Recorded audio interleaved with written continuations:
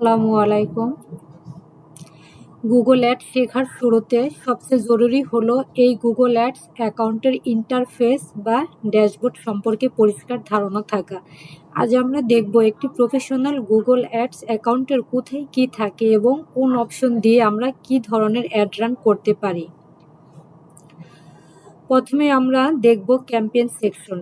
এখানে দেখতে পাচ্ছেন প্লাস আইকন, এখানেও আছে প্লাস আইকন। তো আমি এই প্লাস আইকনে ক্লিক করলাম, নিউ ক্যাম্পেইন, এরপরে সেলসে ক্লিক করলাম, অ্যাড গোল, পারচেস, কন্টিনিউ।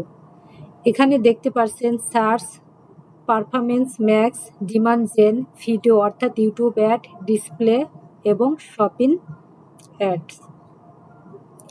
এখান থেকে আমরা আমাদের গোল সেট করে অ্যাড তৈরি শুরু করি। এরপরে আমি আবার ড্যাশবোর্ডে ফিরে যাচ্ছি। এখানে দেখতে পাচ্ছেন টুলস থেকে এখানে দেখতে পাচ্ছেন প্ল্যানিং। কিওয়ার্ড রিসার্চের জন্য আমরা কিওয়ার্ড প্ল্যানার এখান থেকে পাবো, এই প্ল্যানিং অপশন থেকে।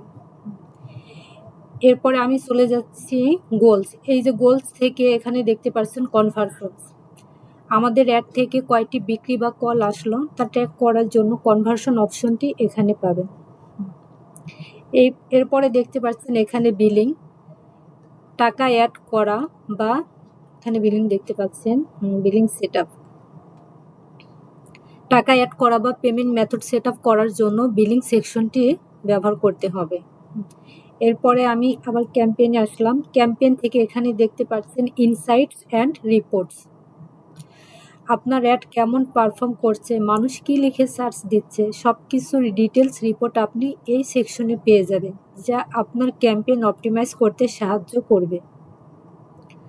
এই হলো গুগল অ্যাডস অ্যাকাউন্টের বেসিক ম্যাপ। প্রতিটি সেকশন নিয়ে আমরা সামনে আরও বিস্তারিত দেখব, সাথেই থাকুন। আসসালামু আলাইকুম।